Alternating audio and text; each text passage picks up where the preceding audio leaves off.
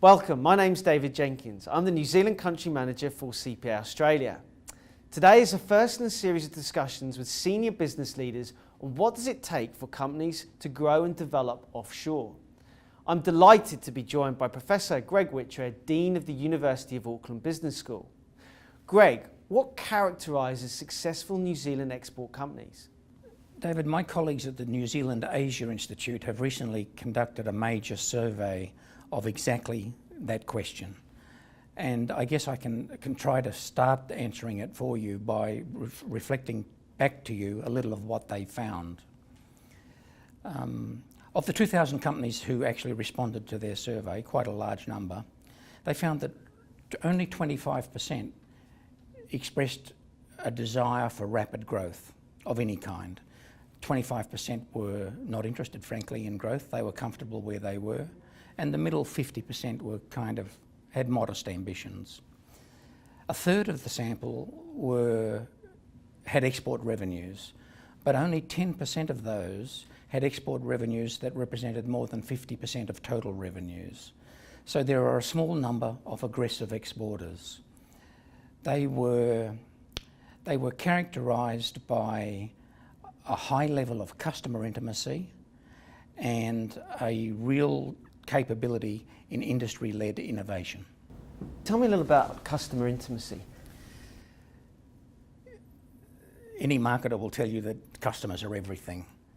And so, but for an organisation to be intimate with their customers, to have that level of understanding of their customers' needs, present and future, requires the organisation to have a few things. One of them is the capability to do a lot of things in-house, to have an organisational capability and nimbleness. And of course, that speaks to a number 8 wire mentality, which is very characteristic of New Zealand small businesses. But the other important element of customer intimacy is the ability for information to flow between the customer and the actual shop floor, not just the management hierarchy of the provider of services or product. So you need an openness in communication between customer and organisation. And again, the Kiwi persona is one of openness and willingness to engage. Customer intimacy also requires the ability to delegate decision making. It's really important that the decision making resides where the information sits. And if your head office is in Timaru and you're doing business with customers in Shanghai, the reality is most of the information's in Shanghai. And so that's often a real hurdle that owner-managers and successful entrepreneurs have to bridge to be successful. Intimacy also requires the ability to discriminate between those customers who are going to offer the greatest lifetime value and those who are not. You obviously want to be more intimate with the former rather than the latter.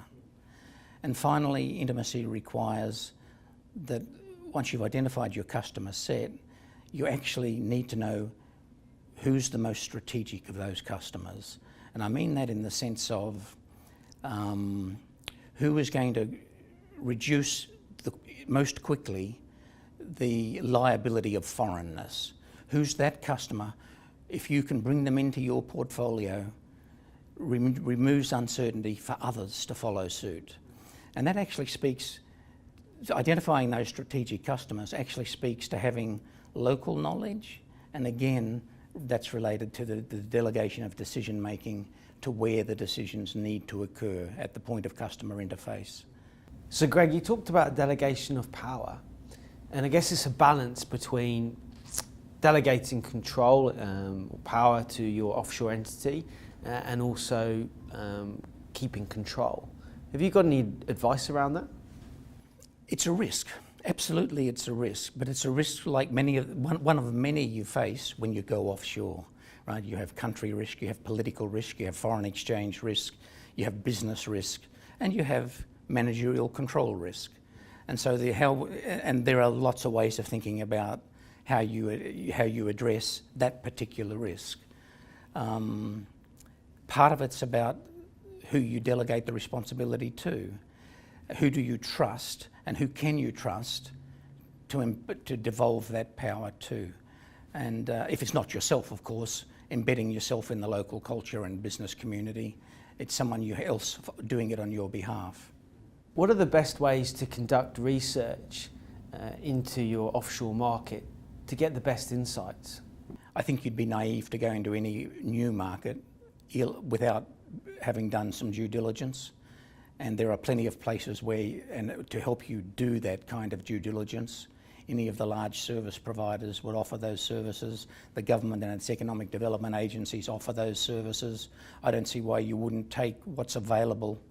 But I don't know whether that's necessary and sufficient, but it would be the minimum you would want to start with. Foreign currency is obviously a major risk. How do you manage that risk when you're dealing in offshore markets? I suspect those who are doing this business probably know a great deal more about it than I do. But from the little I do know about foreign exchange, as I understand it, the best way to minimise that risk is to have your revenues and your costs in the same currency. Now, if they're both in local currencies, the only problem then is, can you repatriate profits, assuming there are profits to be repatriated. In the absence of being able to do a natural hedge, then I suspect that most successful entrepreneurs and exporters probably take out the hedge risk strategies that most of the banks and institutions can presently provide. I mean, going abroad is risky and hard enough without having to worry about yet another thing, which frankly isn't necessarily your core capability. It would be interesting if you were to make more money on your currency exposure than actually selling your goods and services, right? You'd be playing the wrong game. For Kiwi businesses to grow offshore, how much of that comes down to a change in mindset? I think there is a mindset issue here, the so-called 3Bs, but there's another, I think, much more important consideration at play. When we look at those companies that are successful exporters and high growth, they tend to be younger. Whilst these 2,000 companies that my colleagues surveyed are spread pretty uniformly over the last 4 decades, those with the most rapid export growth, the most consistent high export growth, were in the last 10 to 20 years. And they tended to be more high-tech, more customer intimate, more industry-led innovation. They are spending more on innovation than the companies that were not as successful at exporting or not exporting at all, considerably more. But there's a trade-off, and the trade-off is they're getting export growth and revenue growth, but the trade-off comes in profitability. They're actually, during the period they're growing, they're less profitable than their peers. Greg, from your research, are there any other markets other than technology that you're seeing that are doing really well? Look, I think it's not just manufacturing and high-tech companies that are growing overseas. The service providers are growing successfully as well. But those companies, the high-tech manufacturers, were more frequently represented at the high end of the export growth than the moderate export growth. So it is possible that you can be a major service provider and still have significant growth opportunities, provided you're an industry innovator. There's a lot of advice to exporters out there, but Greg, in your opinion, where do you start? I don't know whether there are organisations so much as individuals and opportunities, and let me try to explain what I mean by that. Stephen Joyce is urging us to grow export education. And as I sit in my role as Dean of a business school with a large number of, for example, Chinese nationals who are early career but have successfully been working in businesses across Southeast Asia, taking time out of those Chinese organisations to come and live and study in New Zealand, I can't help but think New Zealand is missing a golden opportunity here. I was talking to one of my colleagues yesterday, and he observed to me that one of our master's students, had been retained as a negotiator for Chinese investors in New Zealand. And she was sitting at the table with 3 Chinese businesses and a New Zealand business, and she was doing the translation. This Chinese student, who's been here with us now almost 2 years, made the observation to my colleague that she couldn't help but feel that the New Zealander wasn't getting a very good deal and was somewhat naive.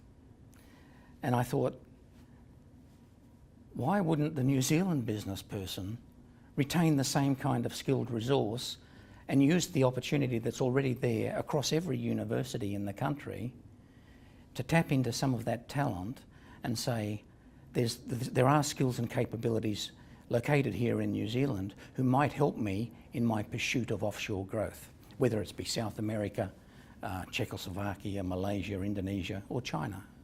Because we have students from all of those places there. And these are not undergraduate students. They're people with some, moderately grey hair. Greg, you're actually in a really interesting sector. The education sector is changing at the moment. What are you doing specifically to grow that export market? When you indicated to me you wanted to have a conversation about this topic, I thought to myself, well, I'm not sure I'm the best person to do this, because we are an export business, but we're an export business with many of the risks that genuine exporters face not present for us. Because even though we're called we have an export education business, the reality is those export dollars and those are generated here in situ. So yes, international students our customers come to us. We don't have to go to our customer. We do business here, not offshore, although that's clearly a possibility. And so many of the genuine risks that many exporters confront, we do not.